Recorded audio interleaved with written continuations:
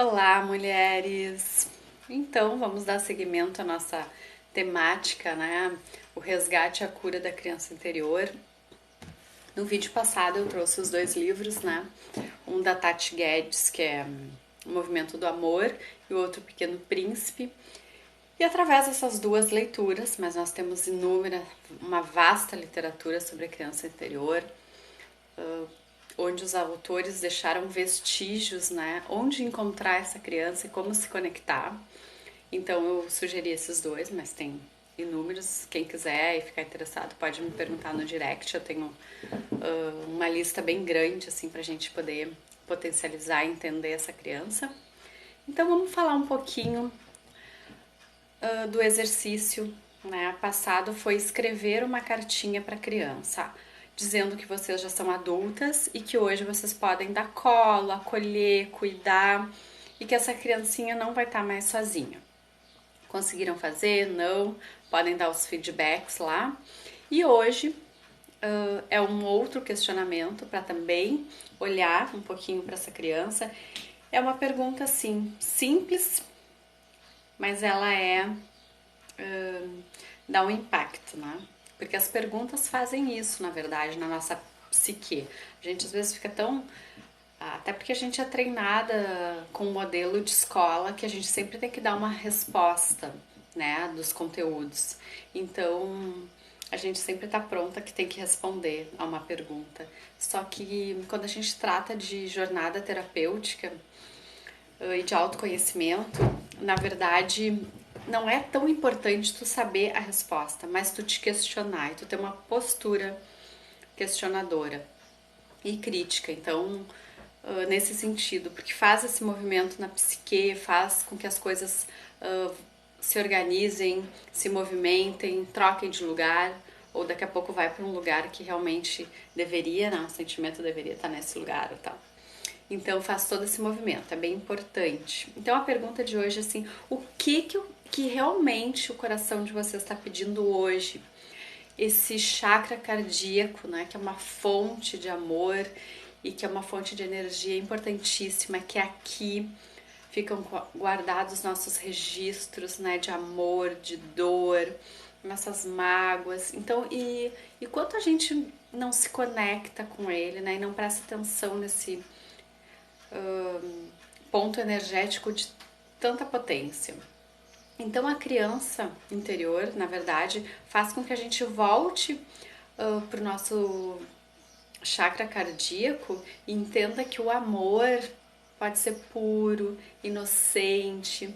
A gente começa a abrir esse coração, porque a gente foi tão criticado, tão julgado, né, pelos cuidadores, enfim, e a gente vai criando, né, camadas, né, para proteger esse coração do amor, porque nos foi ensinado que o amor dói, que o amor machuca, né? Então é mais fácil que ele fique, né, entrincheirado e protegido, porque assim, né, dá uma pseudo-ilusão que eu não vou sofrer.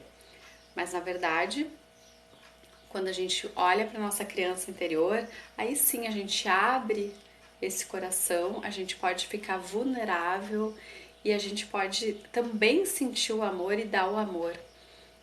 Então, um dos movimentos importantes quando a gente está nesse processo de entender, né, quem é essa criança, o que fazer é autorresponsabilidade. Esse foi um termo que a Tati usou no livro dela, que quando a gente tem autorresponsabilidade, a gente para de terceirizar para os outros as culpas, as frustrações, as nossas dores.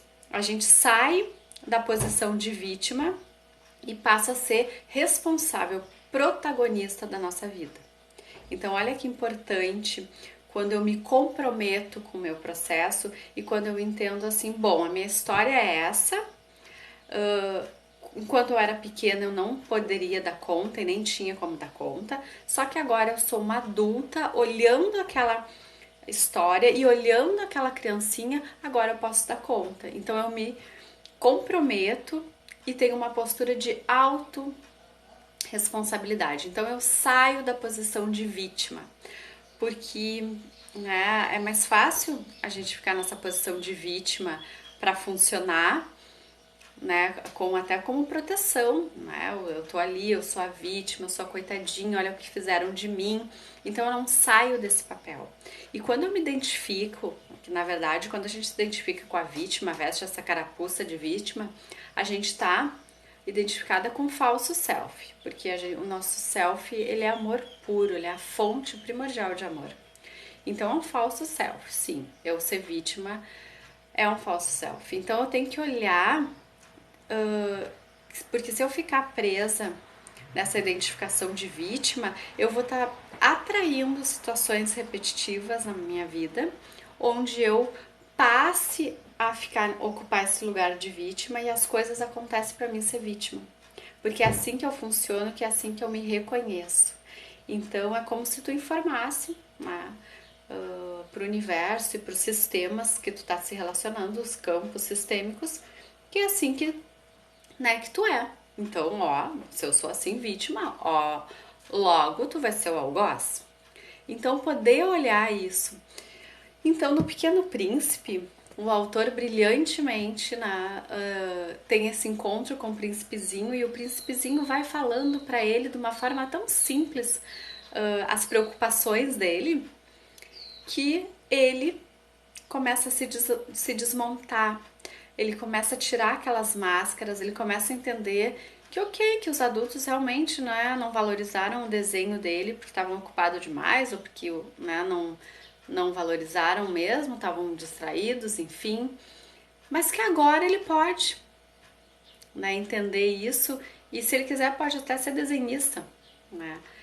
Então ele ensina, o príncipezinho ensina também desfazer com essas crenças, porque a gente vai estabelecendo crenças desde lá da infância, né? Eu não sou boa em matemática, meus relacionamentos nunca dão certo, eu sou uma mulher furiosa, eu sou distraída. E aí depois tu passa a funcionar dessa forma, porque essas crenças, né? Tu decretou que assim, né, vai ser. Então acaba sendo. Então tu poder olhar essa crença, mas por que meus relacionamentos não deram certo? Será que é porque eu sempre estava no papel de vítima? Ou será que eu me identifiquei com o papel de algoz, né, de maltratar? Ou será que eu não consigo realmente me ver e só vejo o outro e julgo o outro e o outro e eu não tenho autorresponsabilidade dentro do meu relacionamento? Né? Então, autorresponsabilidade é isso, não terceirizar, não achar que a culpa é do chefe, a culpa é do relacionamento, a culpa é da amiga, a culpa é dos pais. Poder olhar e entender que agora a gente tem autonomia enquanto adultas para fazer nossas escolhas e fazer e entender que, ok, né, que algumas podem falhar, enfim, porque escolhas falham, falhamos, somos falíveis. Mas a partir de agora, o que eu posso fazer? Eu tenho liberdade de escolher. Eu tenho liberdade de não mais ficar presa nesse papel de vítima ou de algoz, enfim, no papel que tu se identifica, né?